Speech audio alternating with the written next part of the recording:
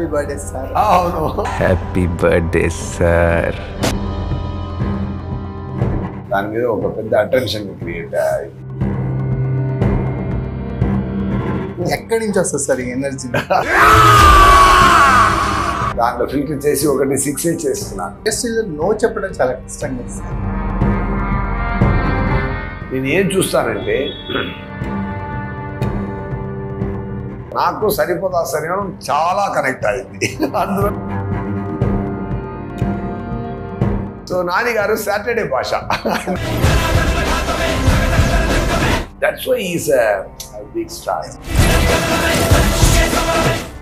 SJ Surya డైరెక్టర్గా తను ఎంత సక్సెస్, ఇప్పుడు మోస్ట్ వాంటెడ్ ఆర్టిస్ట్గా మారిపోయాడు. సౌత్లో చాలా సినిమాలు చేస్తున్నాడు, కొత్త కొత్త క్యారెక్టర్స్తో ఎంటర్టైన్ చేస్తున్నారు. కరెక్ట్గా చెప్పాలంటే ఒక ఎనర్జెటిక్ బాల్ అని చెప్పవచ్చు. ఏ క్యారెక్టర్ చేసినా. సూర్య గారు ఇప్పుడు మనతో ఉన్నారు. సరిపోదా శనివారంలో సార్ అనాలేమో సార్. నమస్తేనండి. మీ బర్త్డే రోజు చేసింది బాగుంది సార్. ఏది హ్యాపీ బర్త్డే సార్. అవును, అది చాలా బ్రహ్మాండంగా జరిగింది. జనాల మధ్య కూడా చాలా రెస్పాన్స్ దొరికింది. డెఫినెట్గా అది ఒక దట్స్ నాట్ అ టీచర్ అని చెప్పినప్పుడు దాని మీద ఒక పెద్ద అటెన్షన్ క్రియేట్ అయింది. ఆ విధంగా పెట్టే మ్యూజిక్, విజువల్స్, ఆ క్యారెక్టరైజేషన్ డిజైన్ చేసినడం అన్నీ చాలా బాగా జనాలకు నచ్చింది కాబట్టి నాకు కూడా చాలా హ్యాపీ. ఎక్కడి నుంచి వస్తుంది సార్ ఈ ఎనర్జీ? అంటే ఏ క్యారెక్టర్ చేసినా మీ మీదకి అలా అటెన్షన్ వచ్చేస్తుంది, ఇర్రెస్పెక్ట్ ఆఫ్ మీ ముందు ఎవరున్నారని. థ్యాంక్ యూ రండి. ఫస్ట్ ఆఫ్ ఆల్ TV5 ప్రేక్షకులకు నా నమస్కారం. సరిపోదా శనివారం ఆగస్ట్ 20 రిలీజ్ అవుతుంది. ఆ ప్రమోషన్ యాక్టివిటీస్లో కోసం మిమ్మల్ని కలుస్తున్నది నాకు చాలా హ్యాపీగా ఉంది. సార్ మాకు కూడా చాలా హ్యాపీగా ఉంది. Thank you. ఒక వర్సిటాలిటీ ఉంటుంది సార్ మీరు చేసే క్యారెక్టర్స్లో కూడా. మీ ఎనర్జీ అనేది కాన్స్టెంట్గా ఒకేలా ఉన్నా క్యారెక్టర్స్లో చాలా వర్సిటాలిటీ ఉంటుంది. ఒక రాయల్లో చూస్తే ఒకలా ఉన్నారు. సో సరిపోదా శనివారంలో ఒక పోలీస్ క్యారెక్టర్స్లో కనిపిస్తున్నారు. అలాంటి డిఫరెంట్ క్యారెక్టర్ దేవుడు ఇస్తున్నారు. నేను కూడా మొత్తం 15 మూవీస్ వస్తే దాంట్లో ఫిల్టర్ చేసి ఒకటి 6 చేస్తున్నాను. ఓకేనా?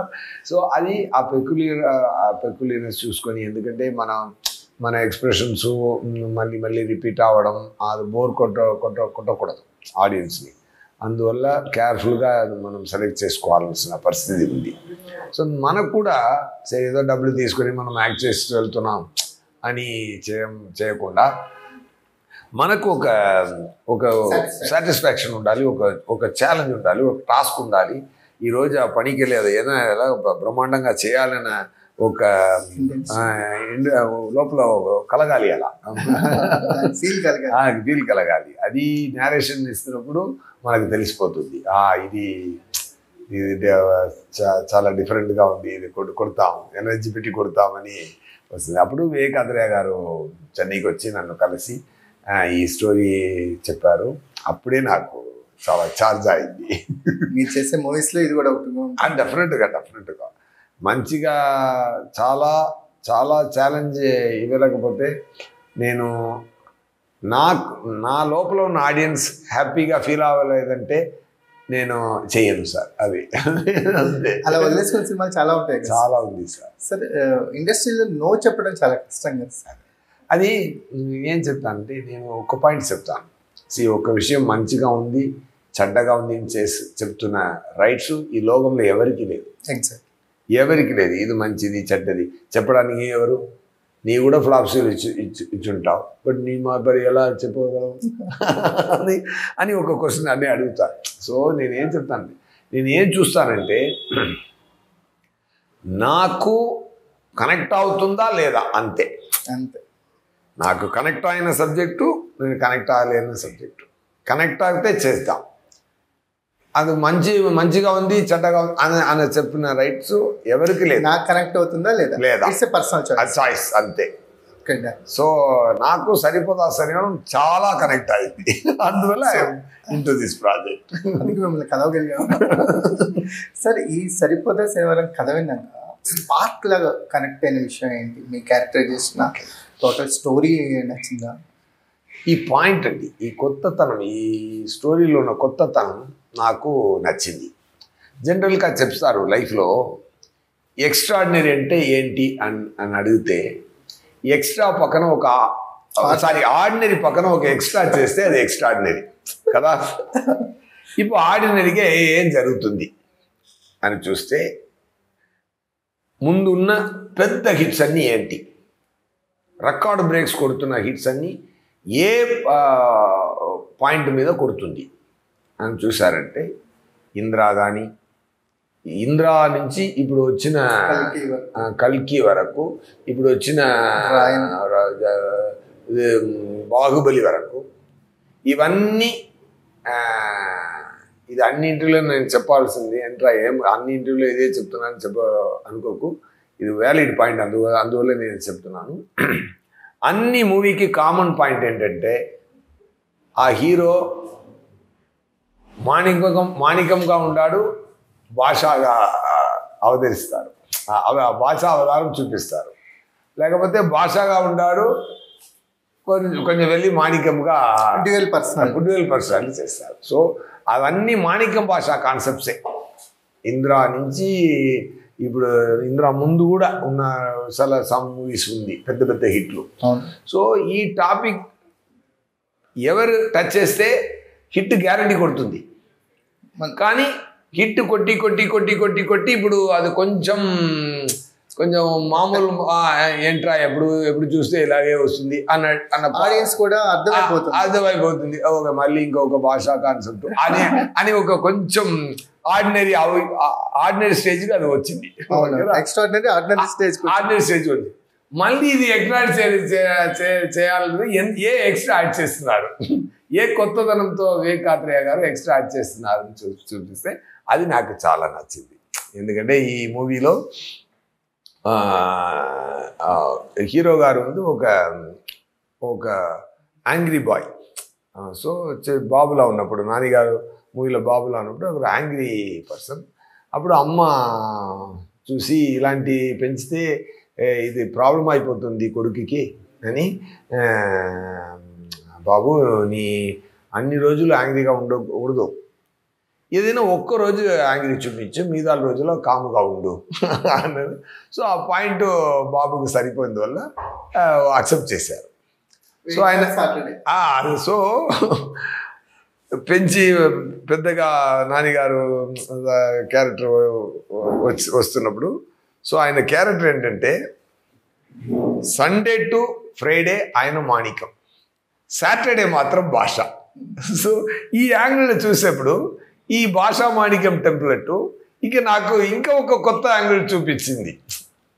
సో నానిగారు సాటర్డే భాష ఈ మూవీలో. సో అది నాకు నచ్చింది.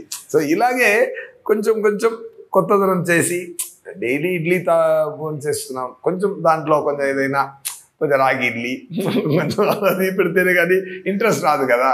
సో అలాంటి ఒక మంచి పాయింట్ తీసి narrate చేశారు స్టోరీ. క్యారెక్టరైజేషన్స్ వచ్చేసరికల్లా మీ క్యారెక్టరైజేషన్ అనేది మాకు కనిపించినంత వరకు కూడా ఒక నెగిటివ్ ఇంపాక్ట్ గట్టిగా ఉన్నట్టు అనిపిస్తుంది సార్. ఇద్దరు కోపమే స్టోరీ. అది వివేకాత్రేయ గారు ఏం చెప్పారంటే, ఈ మూవీలో ఇద్దరు కోపమే స్టోరీ. నేను ఒక పాయింట్లో చాలా కోపంగా ఉన్నాను, నానిగారు ఇంకొక పాయింట్లో నేను చేస్తున్న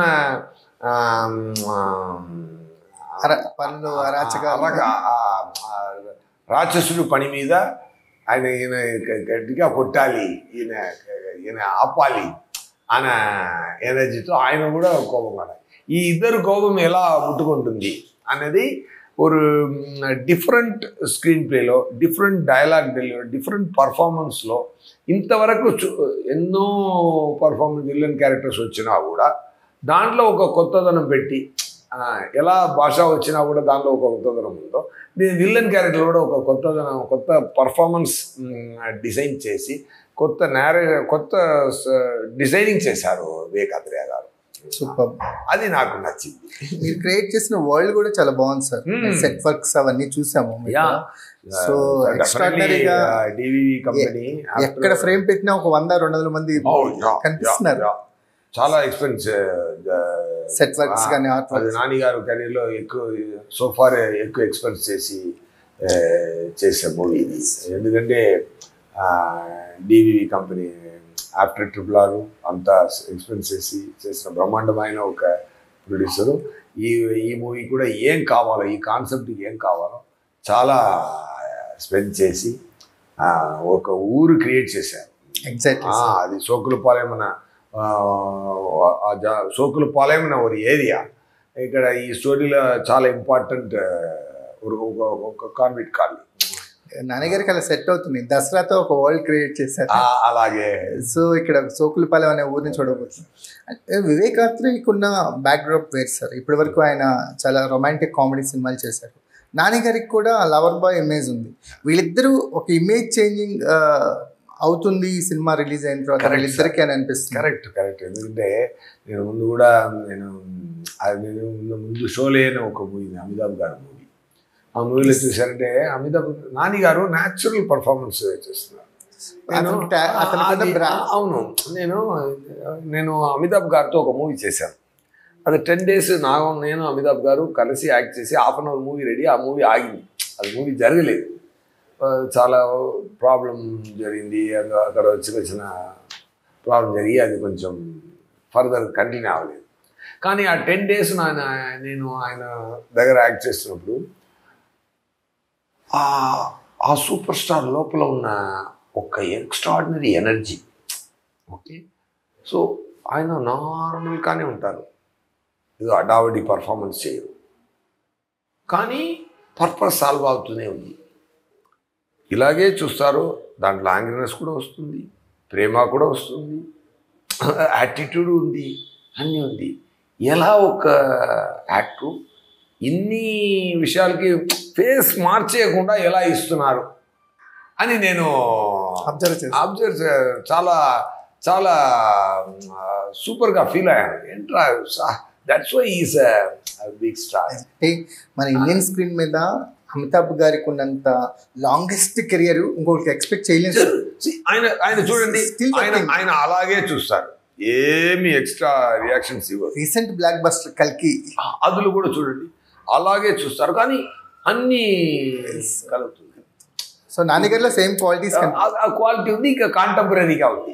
అది ఎగ్జాక్ట్ అదే కాదు, అలాంటి క్వాలిటీ ఉంది. ఆయన ఎక్కువ పర్ఫామ్ చేయరు అని అన్ని పర్పస్ సాల్వ్ అవుతుంది.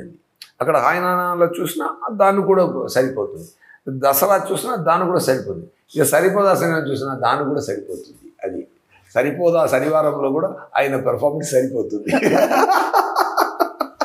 అది ఒక కొత్తదనం చూశాను. So I feel is in a process to become a big star.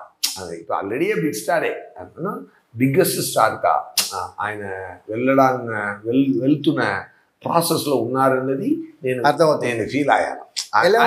నేను ఫీల్ అయిన మాత్రం కాదు, నేను ఎవరెవరితో పనిచేస్తున్నాను మంది మంచిగా ఉండాలి నేను కోరుకుంటాను.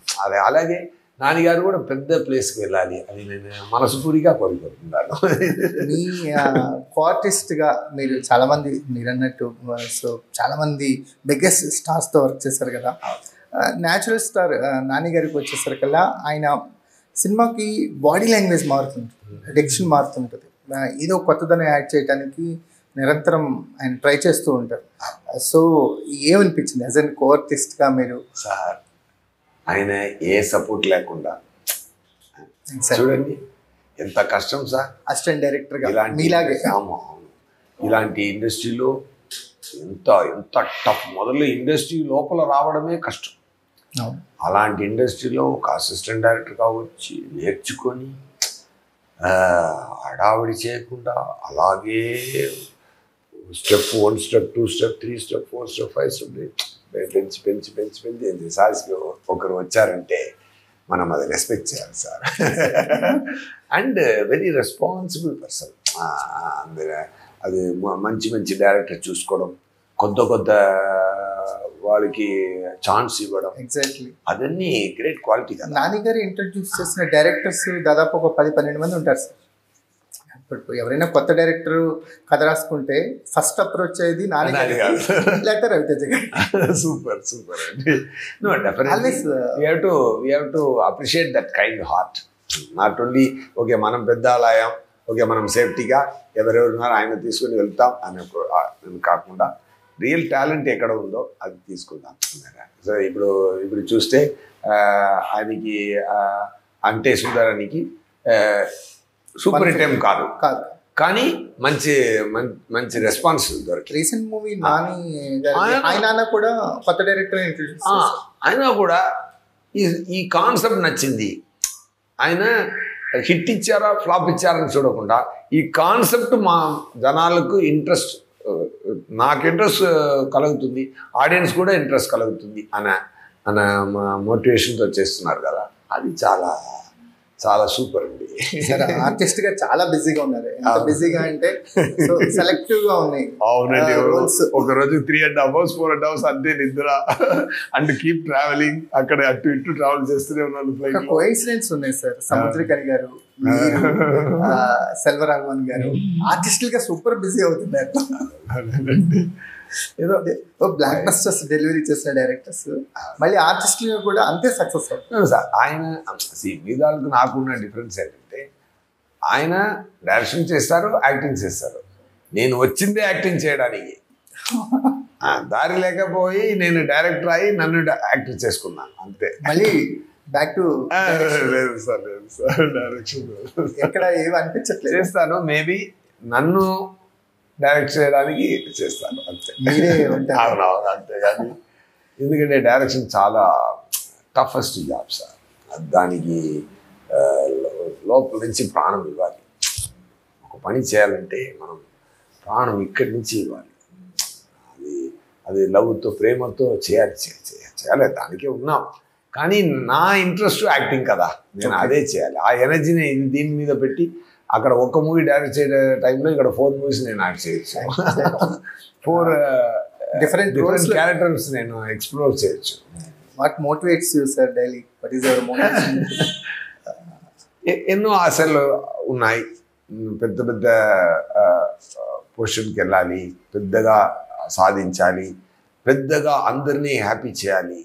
మన దేవుడు మనకి ఇచ్చిన ఒక ఇన్స్టింక్ట్, ఒక యాక్టింగ్, దాన్ని ఎక్స్ప్లోర్ చేసి జనాలు ఫేస్ మీద సంతోషం చూడాలి.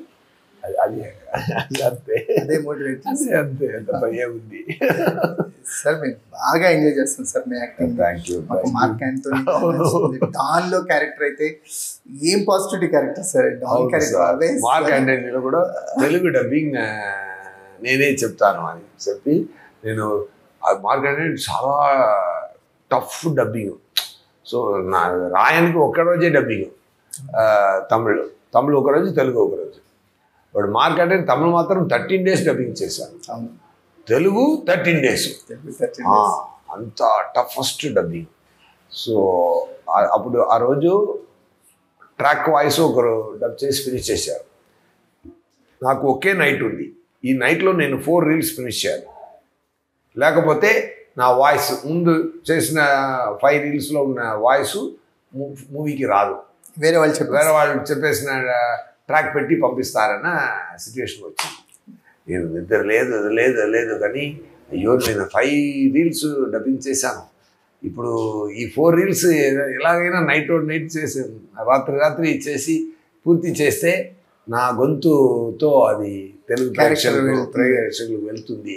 అదేదో వదిలేయకూడదని ఆ రోజు నేను ఇచ్చిన ఎనర్జీ అండి.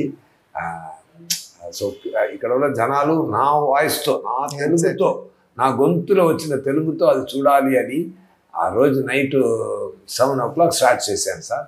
మార్నింగ్ 11 దాకా నేను కంటిన్యూస్ డబ్ చేశాను. చేసి 4 reels ఫినిష్ చేశాను. సో అది నేను హ్యాపీగా ఇక్కడ చెప్తాను. ఎందుకంటే అంత ప్రేమ నాకు పని అంటే, అంత ప్రేమ. తెలుగు ఆడియన్స్ మిమ్మల్ని ఆర్టిస్ట్ గా కూడా అంతే ఓన్ చేసుకున్నారు.